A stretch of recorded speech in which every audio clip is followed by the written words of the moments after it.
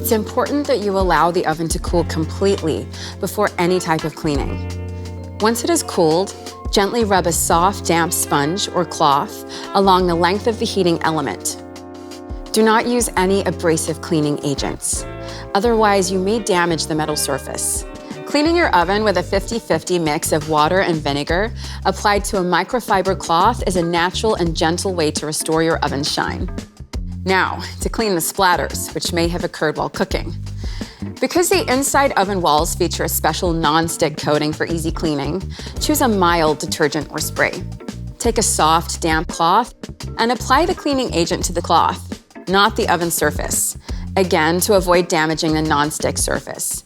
Try to avoid touching the quartz heating elements as much as possible.